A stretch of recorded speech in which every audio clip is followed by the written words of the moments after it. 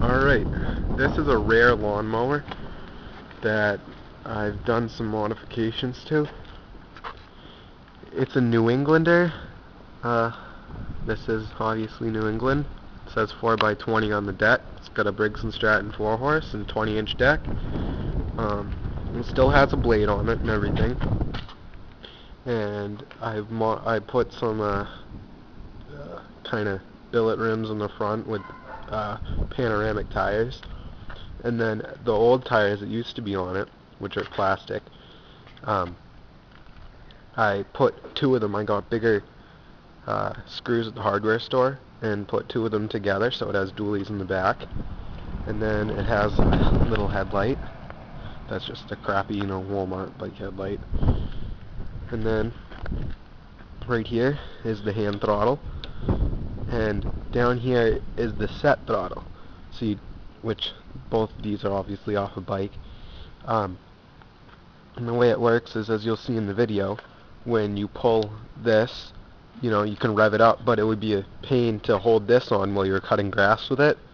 So you just let this off and put it into second gear like you would on a bike, and it revs it up for you. So then you just push it normally.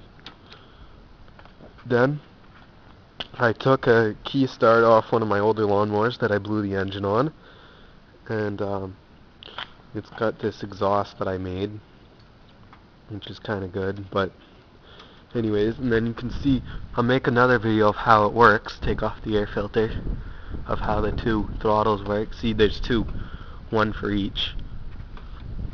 Alright, so now let's give it a cold start. It hasn't been started in at least 2 days, and it's very cold outside.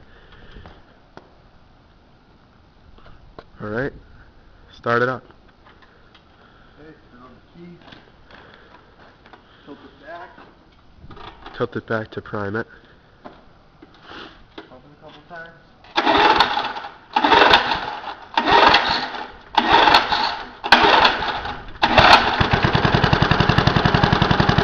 Alright, lots of pulls. It's old.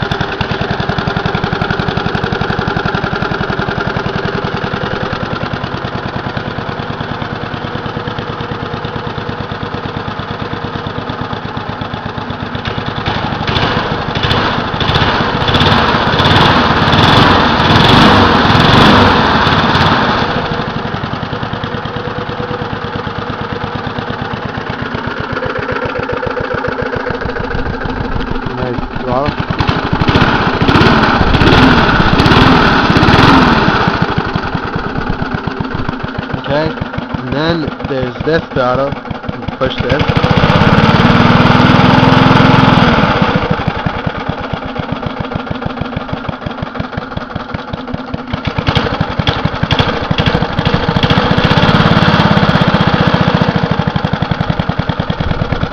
Alright, shut it off. Alright, so there you have it. This is a 1987 4-horsepower Briggs & Stratton, and it's got all the original parts except for a new diaphragm, which I got for the carburetor, Choke-O-Matic style, and there it is.